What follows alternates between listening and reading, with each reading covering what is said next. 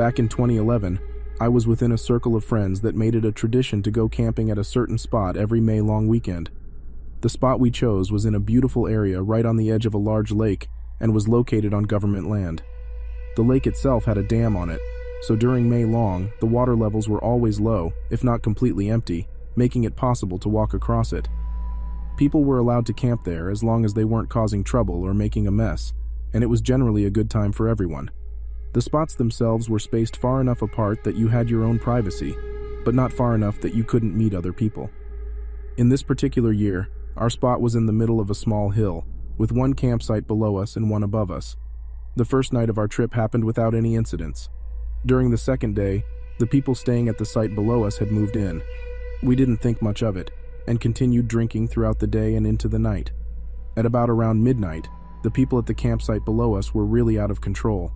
They were yelling and screaming, and their music had gotten even louder, so our friend Ben went down to ask them to turn it down. He was promptly punched in the face, and he came back to inform us that he was 90% sure they were on drugs. After that, the vibe wasn't as relaxed and we were all somewhat on edge. I was feeling really tired, so I just decided to go to bed. Some of my friends were still awake, including Ben, and one couple, Lily and Derek, that were visiting another campsite we had made friends with that day. I could hear that the campsite below was still blasting their music and partying pretty hard, but I just tried to ignore it and go to sleep. I don't know what time it was when I was jolted awake. Parts of this are somewhat of a blur. All I know is that I sat straight up as soon as I heard the screaming and yelling coming from outside my tent. I quickly ran outside to find our campsite in chaos. One of my friends was clutching their chest. People were running around and screaming to call 911. I was quickly informed of what happened.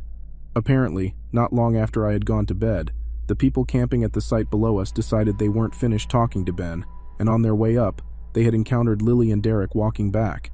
Now Derek and Ben are about the same height and have the same color hair, so they assumed that Derek was Ben, and bottled both him and Lily over the head with a full glass bottle. I don't know if it was the same guys that showed up at our campsite, but I was told that everyone else was sitting around the fire when 2 or 3 huge guys appeared from the darkness and walked over to them. One had a paring knife, and the other had a butcher's knife in his hand. Ben saw the knives and got up to talk to them. He had barely spoken a word when the guy with the paring knife stabbed him once in the chest. At the same time, some people from the campsite above us had seen the guys coming and came down to help. One of the guys, Tim, was coming down the hill when the guy with the butcher's knife ran up to him and stabbed him in the stomach. From there, sheer panic ensued. People called 911, but the ambulance was over half an hour away. This is where I came out of the tent. Tim's wound was bleeding profusely, and he was losing blood way too quickly. His friends ended up putting him in the back of his car and speeding off to meet the ambulance halfway. Ben was also bleeding, but his wound wasn't as deep as Tim's, and we were able to keep him calm until an ambulance arrived. The guys with the knives ran off into the darkness, back down to their campsite, and took off in their Land Rover. My boyfriend at the time and I had gotten into his car and drove to the entrance to try and flag down the policemen on their way to the scene. Once they arrived, we were informed to stay in the car, as they had released a canine search unit to hunt down the people who stabbed our friends. By the end of the night, they had arrested the men. They had tried to flee by driving their vehicle across the lake bed, where they got stuck in a muddy section of the lake. They were on a concoction of several drugs as suspected. Luckily, both Tim and Ben survived, although Tim had lost a lot of blood and took a few weeks to recover from his wounds. Derek and Lily had huge goose eggs, and possibly one person had a concussion, but I can't recall. It was definitely the scariest thing I have ever experienced, and a few of us had to testify against them in court.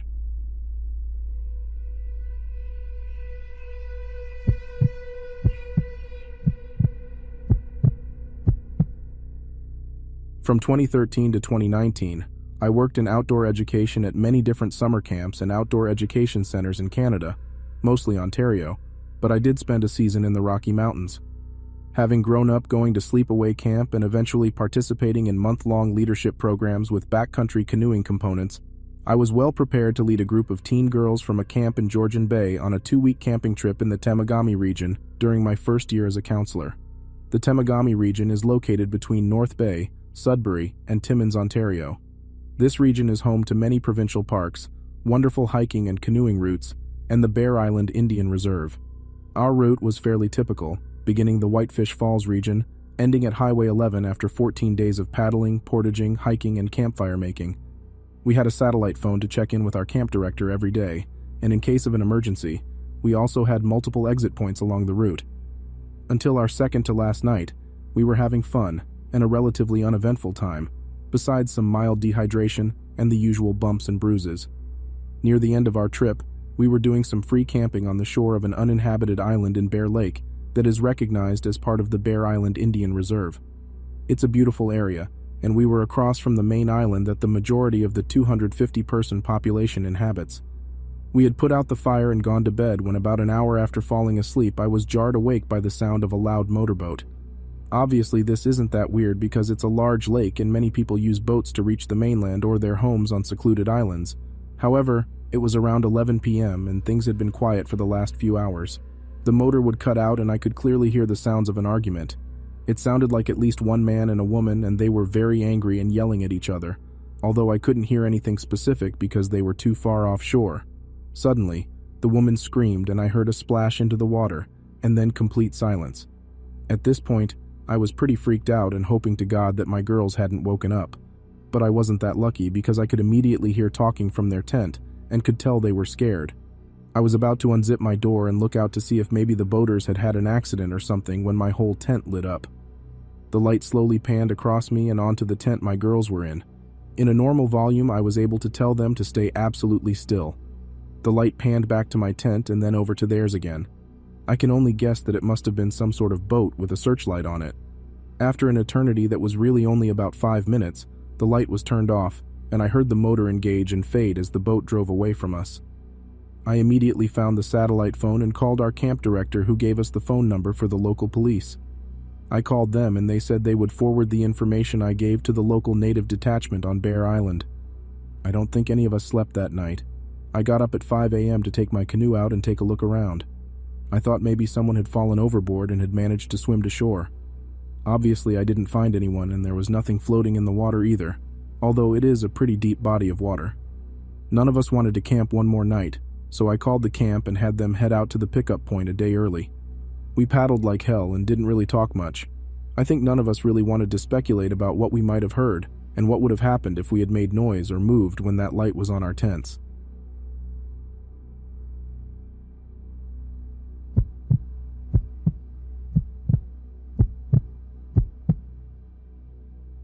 My fiancé and I were on the second night of our 2-night camping trip at a popular campground about a half hour from where we live. For reference, my fiancé is black. We live in a predominantly white, conservative, and racist area. This is important later. On our first night, we kept hearing noises in the woods around us. The campsite right beside ours to the right was occupied, but the one to the left was not. The campsites are about 150 yards apart, and we had camped here in the same exact plot the year before. Needless to say, we were familiar with the area and the various kinds of animals that live in the woods. The first night, we heard shuffling around our tent. It was obviously something large moving around. We brushed it off and assumed it was just a deer. We spent the next day at the battlefields a town over with my family. They had all been invited to join us for the day by my fiancé as a surprise for me while he proposed to me. We stayed with my family into the evening about 6 p.m. before heading back to our campsite. When we got back, things were really odd. Someone had obviously been in our tent. Our blankets were thrown around, clothes were on the floor, and my backpack had been rearranged and I was missing underwear. But hey, we were stupid 19-year-olds and decided that since whoever had busted in had left and hadn't taken anything important, it was fine and they wouldn't come back. So we set up a campfire and sat out until it was dark, roasting hot dogs, smoking cigarettes, and celebrating our engagement. Around 9:30 p.m. we put out our fire and decided to go into our tent for the night to celebrate a little more. Nothing too loud or obnoxious. Immediately after we finished, we started to hear the noises outside of our tent again. But this time we focused in. We heard clear footsteps and at one point, a man whispering. We looked at each other and our eyes got wide. Someone was definitely walking around outside our tent. We were still and completely silent, just listening to the footsteps, and we heard whispering again. Shit. Make that 2 men walking around our tent. As if we had the ability to read minds, my fiancé said, "I have to go to the bathroom," and I agreed. The bathroom was up the hill from our site. Most people who were in lower sites like ours drove their cars up to the bathroom. Now here's the part I still get chills thinking about. We got up and were getting dressed. My fiancé had just turned on the light in our tent and put his binder on when a man spoke directly to us from right outside the tent. "What are you doing?" I can't even describe how malicious and menacing this voice sounded. It was clearly directed at us, and he said it with a snicker. He was watching us through the walls of the tent. We decided to just run for it to the car. My fiancé grabbed his pocket knife and his keys and stepped out of the tent. He pulled me with him and we ran like hell to the car. I heard the footsteps running behind us and then turning and running up to another campsite. At the bathroom, we talked over our options. We talked about sleeping in the car or driving into the town. Then we had another idea. We drove back down to our campsite and began packing everything into the car. At this point, it was around midnight. We moved faster than I think either of us thought possible, wrapping up the tent with our belongings still in it and grabbing our folding chairs. We were all packed in 5 minutes and hopped into the car to leave. I jumped out at the end of the drive and grabbed our nameplate, which had my full name on it, off of the post. As we pulled out of the campsite, I saw our assailants for the first time. Stalking through the woods onto our campsite were 2 tall white men. I realized that these were the same men who had been driving past our campsite the whole time we were there, just glaring at us and muttering to each other. One was wearing camo hunting gear, and the other was wearing a Confederate flag tank top. Both were carrying large hunting knives, unsheathed and at the ready. They turned when they saw our car driving away. One started to make chase until the other stopped him. I made eye contact with the man in camo. He smiled the most terrifyingly evil smile at me and shook his head slowly. We drove the long way home, taking all the weirdest, hardest to follow roads, and called my dad so he would know we were coming. When we got home, we told my dad everything and he shrugged it off as us being paranoid. I am convinced to this day that this was going to be a racially motivated attack. The campground was not heavily populated and my fiancé was the only non-white person at any of the campsites. It was no accident that the 2 men who had been shadowing us since our arrival and wore Confederate flags decided to target the interracial couple. I still get cold chills when I think about how close we were to being killed or seriously hurt that night, and just how lucky we were that our reckless plan to just make a run for it worked.